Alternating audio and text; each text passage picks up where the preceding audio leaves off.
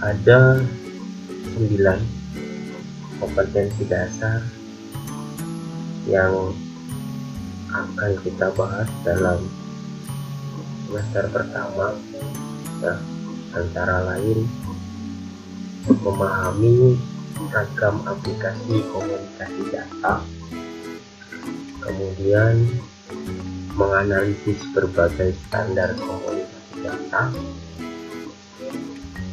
yang ketiga menganalisis proses komunikasi data dalam jaringan, yang keempat memahami aspek teknologi komunikasi data dan suara, yang kelima menganalisis kebutuhan telekomunikasi dalam jaringan, yang keenam menganalisis kebutuhan beban atau bandwidth pada jaringan, yang ketujuh memahami konsep kerja protokoler server of switch,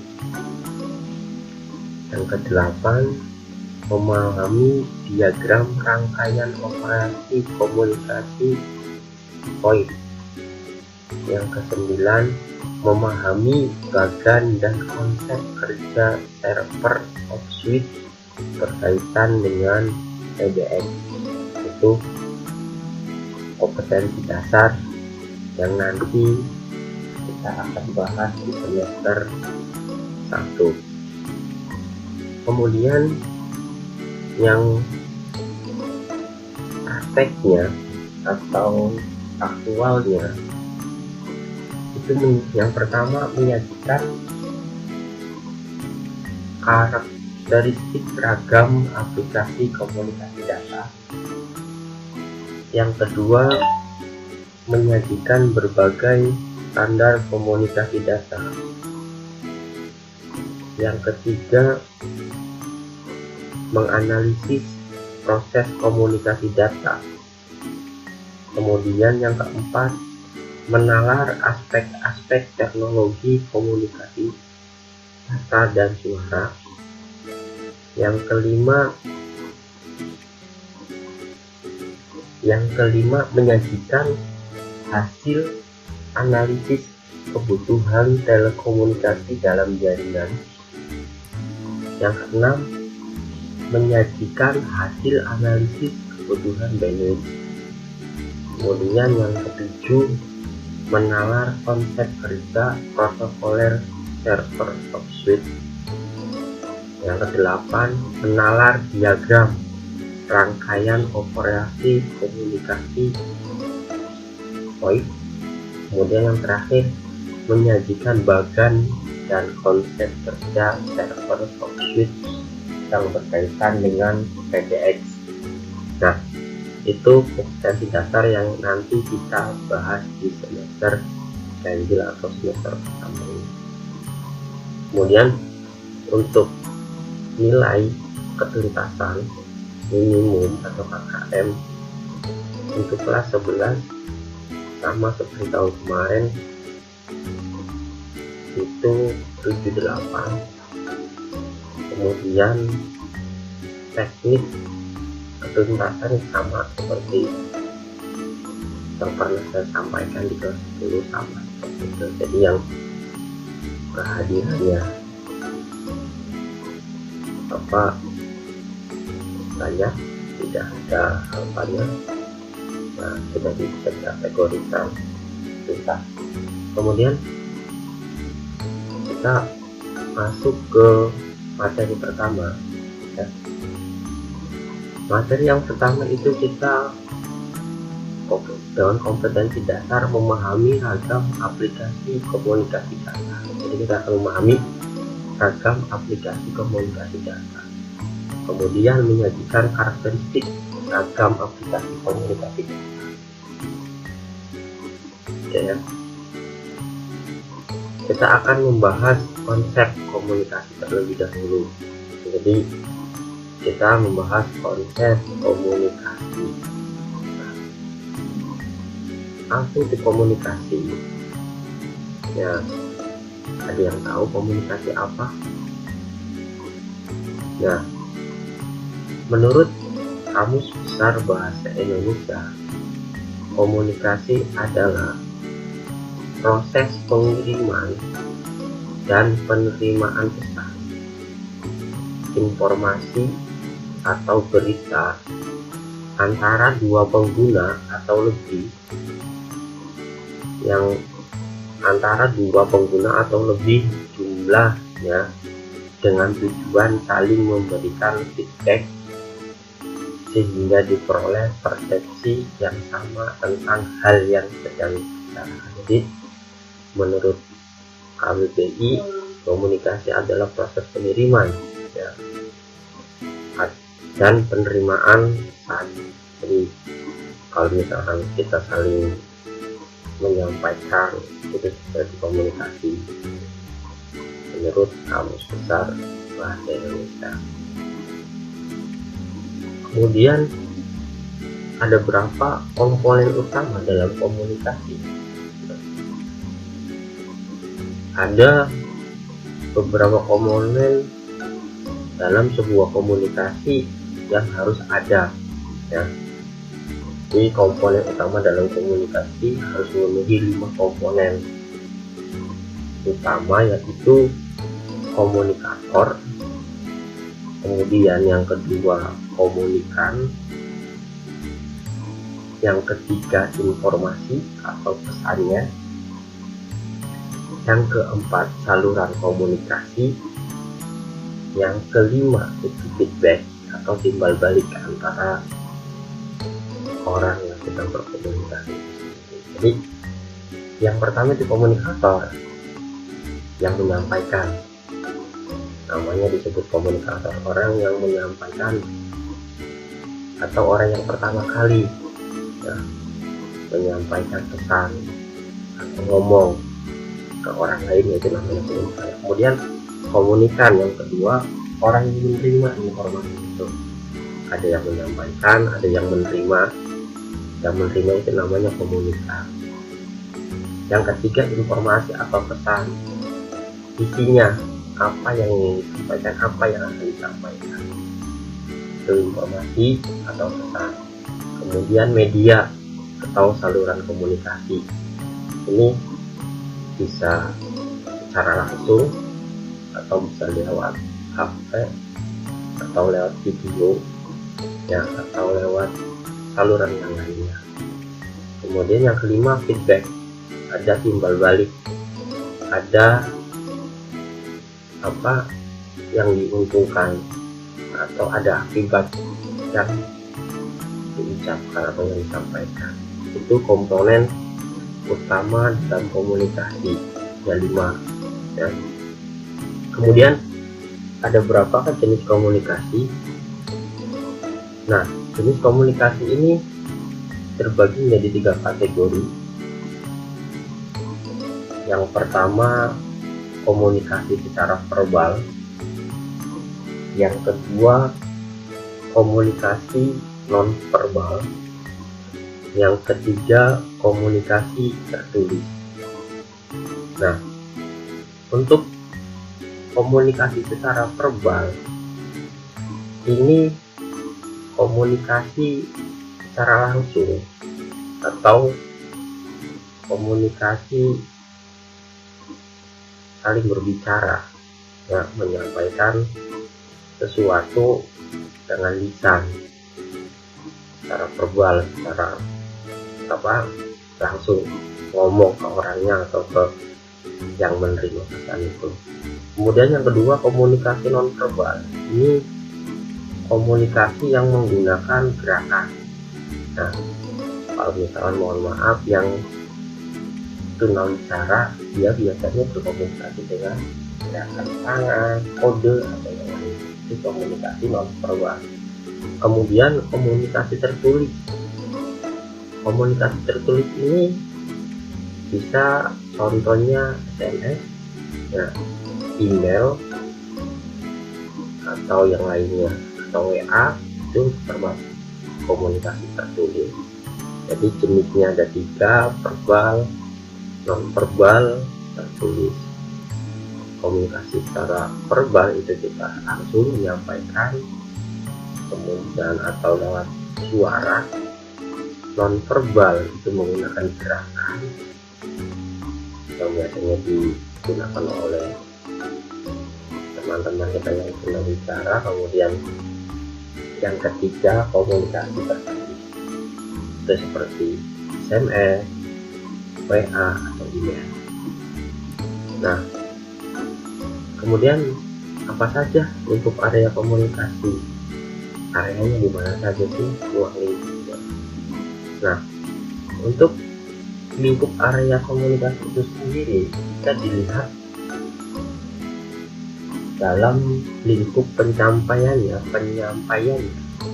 Komunikasi itu dibedakan menjadi dua jenis, yaitu komunikasi di lingkup internal, yang kedua komunikasi secara eksternal. Jadi ada dua ruang lingkupnya, eksternal dan internal.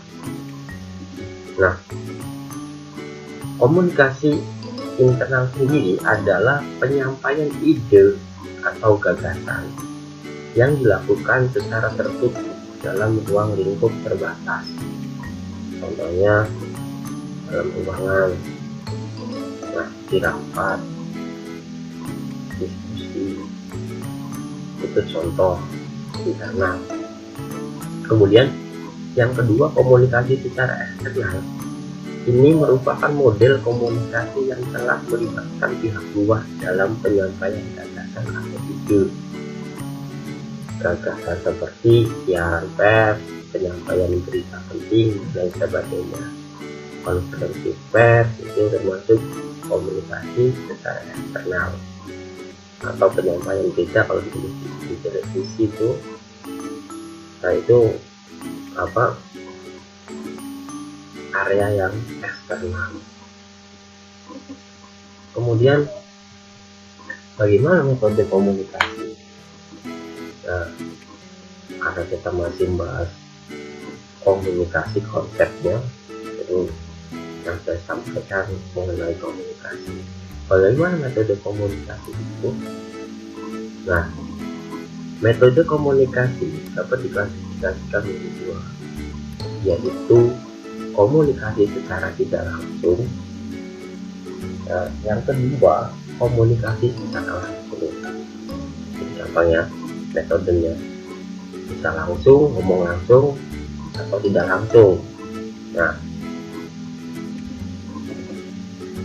komunikasi secara tidak langsung adalah metode penyampaian pesan yang dilakukan tanpa harus bertatap muka atau face to face.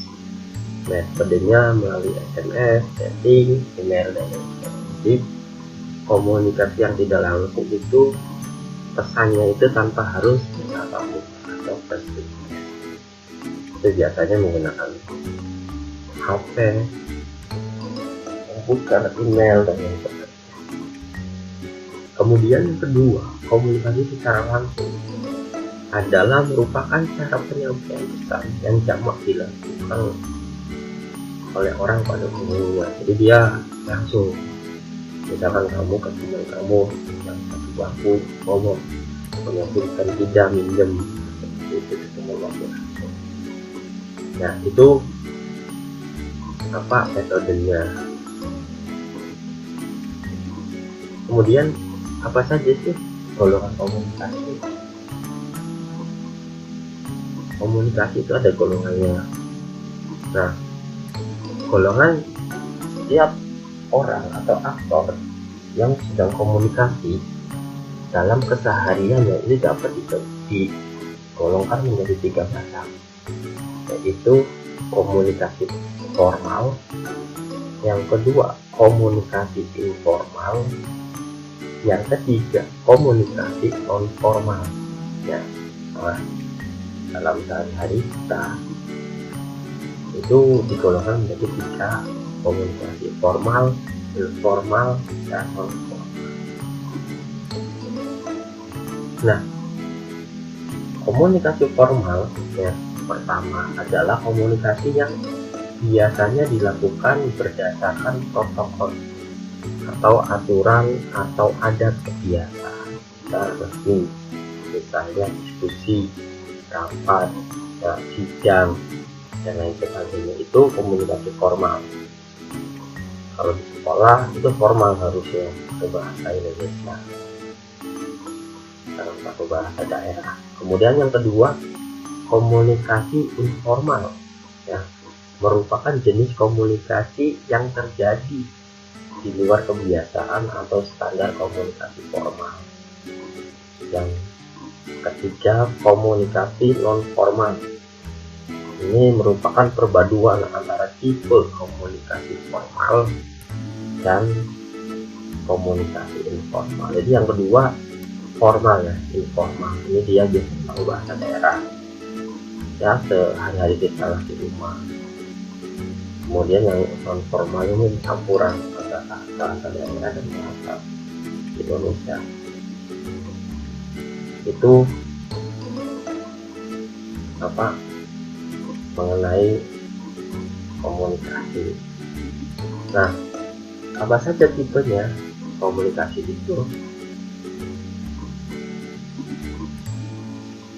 Alur komunikasi antara satu dengan individu yang lain, ya, dengan satu individu, antara satu individu dengan individu yang lain itu dapat diklasifikasikan menjadi 5. Yang pertama, komunikasi satu arah, ya, jadi alurnya nih ada komunikasi 2 arah. Yang ketiga, komunikasi vertikal atau ke atas. Kemudian komunikasi ke bawah atau down, ke bawah, ya. Kemudian komunikasi ke samping. Nah, jadi ketika kita berbicara atau berkomunikasi dengan orang lain itu ada alurnya. Ini alurnya komunikasi satu arah kah, komunikasi 2 arah kah, atau komunikasi ke samping, itu tipenya. Nah, dari komunikasi satu arah adalah komunikasi yang dilakukan hanya oleh komunikator saja. Mohon maaf salah. Komunikasi satu arah adalah komunikasi yang dilakukan hanya oleh komunikatornya saja. Jadi yang komunikasinya itu tidak berkomunikasi, hanya cuma satu arah. Contohnya apa? Contohnya pengumuman. Contohnya woro-woro, itu satu arah, menyampaikan sudah selesai. Kemudian yang kedua, komunikasi 2 arah merupakan interaktif yang melibatkan kedua belah pihak dalam memberikan feedback. Jadi komunikasi 2 arah ini saling interaktif, saling berkomunikasi, ya, kedua belah pihak ini dalam memberikan feedback atau timbal balik. Itu komunikasi 2 arah. Kemudian yang ketiga, komunikasi ke atas atau vertikal adalah model komunikasi yang dapat terjadi pada sistem internal. Maaf. Jadi komunikasi ke atas atau vertikal ada model komunikasi yang dapat terjadi pada sistem internal. Contohnya itu ada bawahan komunikasi dengan atasannya, tapi yang memulai di bawahan dulu, misalkan sesuatu atau menanyakan sesuatu, yang mulanya itu dari bawah. Kemudian yang keempat, komunikasi ke bawah adalah model komunikasi yang diberikan oleh atasan kepada bawahan. Ini sebaliknya, kan? Jadi yang pertama bawahannya ngomong, kalau ini atasannya yang ngomong ke bawah. Itu beda yang mulai dulunya siapa. Yang kelima, komunikasi ke samping adalah komunikasi antar individu yang memiliki kebutuhan atau persepsi yang sama tentang masalah yang sedang dikomunikasikan. Jadi kalau komunikasi ke samping ini antara 2 individu yang keduanya memiliki kebutuhan pemahaman atas informasi yang atau masalah yang sedang dibicarakan. Itu komunikasi alurnya.